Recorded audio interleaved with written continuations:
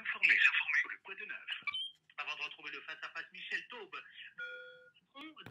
du magazine en ligne Opinion Internationale, mais vous êtes aussi également éditorialiste dans les médias.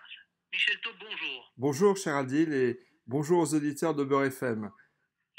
Vous avez décidé de consacrer votre rentrée radiophonique en parlant de l'affaire Pogba. On vous écoute.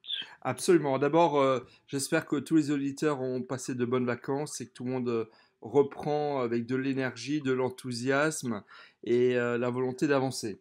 Alors, effectivement, je voulais parler de l'affaire Pogba parce que je pense que ça intéresse tout le monde. Évidemment, le foot, c'est le sport universel et comment ne pas au moins tendre l'oreille à ce qui arrive avec cette affaire. Moi, je voudrais dire trois choses. La première, je voudrais dire que malheureusement, la réalité, c'est que l'affaire Pogba, c'est la forêt, c'est l'arbre qui cache la forêt.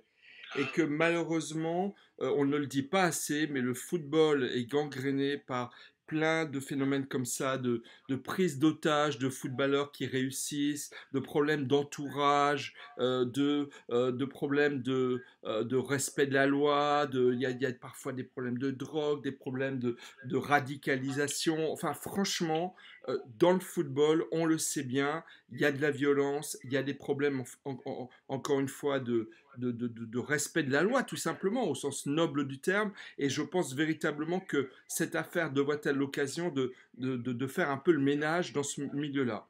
Le deuxième point, ça concerne, et là franchement, je trouve ça vraiment scandaleux, ça concerne les instances du football en France.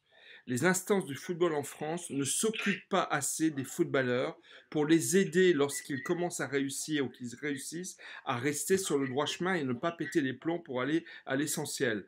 Déjà, lorsqu'il y a eu le scandale du Stade de France, on n'a pas entendu Monsieur Le Graët, Noël Le Graët, qui est le patron du foot français, dire un seul mot. Et je pense que les autorités du sport, du foot, doivent être beaucoup plus présentes auprès des footballeurs pour les aider à avancer sur leur chemin de vie et professionnel et personnel. Et puis la troisième chose que je voudrais dire, ça concerne les frères Pogba eux-mêmes.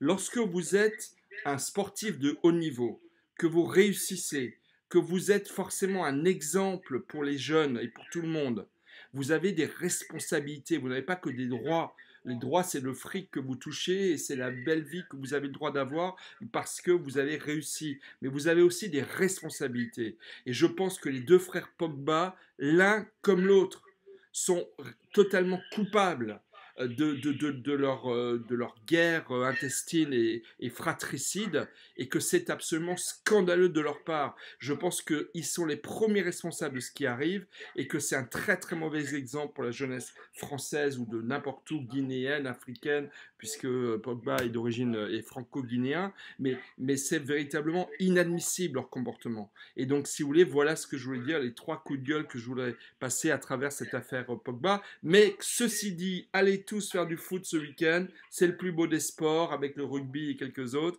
mais il ne faut pas jeter le bébé avec l'eau du bain. Mais voilà un peu ce que je voulais dire pour commencer la saison, mon cher Adil. Oui, mais écoutez, j'ai bien vu, vous êtes rentré très fort dans la saison, justement.